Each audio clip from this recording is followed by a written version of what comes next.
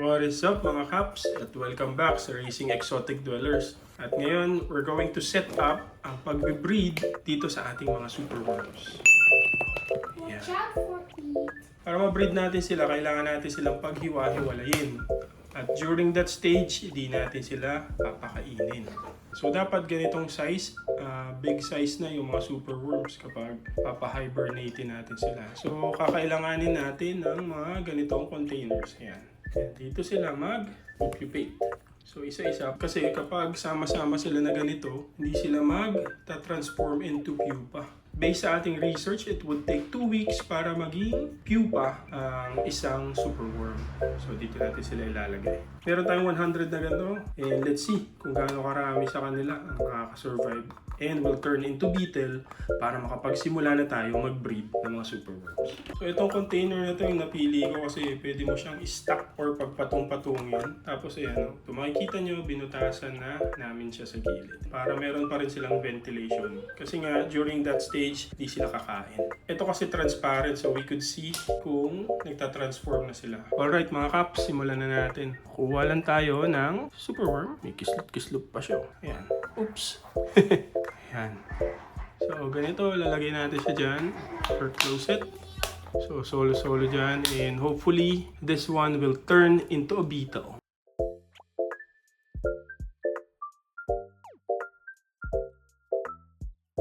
Mga superworms, hindi sila nakakagapang paakyat sa mga smooth surface na ganyan. Kahit yung beetle nila, kapag nasa smooth surface, di sila nakakaakyat. Kaya pwede niya talaga silang alagaan sa container na ganyan. Pero syempre, just to make sure, lagyan nyo rin ang cover with ventilation. Dahil syempre, kalaban nyo dyan. Kung maraming butik dyan sa bahay nyo, malamang maubos ang superworms nyo.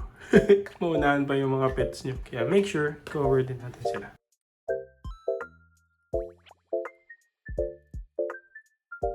Alam niyo ba mga Caps, maraming pwedeng makuhang produce dito sa superworm. So aside syempre sa superworm, yung dumi nila ay pwedeng maging soil. Ayan.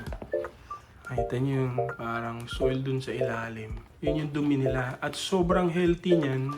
So kung nag-garden kayo, yan, magandang gamitin yung poops nila as your soil. So pwede siyang maging fertilizer or soil mismo ng mga tanim nyo. Kaya marami talaga ang pwede aside sa maging feeder sila. And also, since ang kinakain lang naman ng superworms, mga Caps, ay vegetables or fruits, alam nyo ba na kinakain din to at isang delicacy ito sa Thailand. Damn! Yan, may mga nakita rin ako mga exotic food sellers na isa ito dun sa pagkain siniserve nila. Ginagawa nilang parang chips or chicharon. Di pa ako nakatikim siguro yan yung one of these days yan yung itatry natin. Ayan mga Caps, tapos na tayo.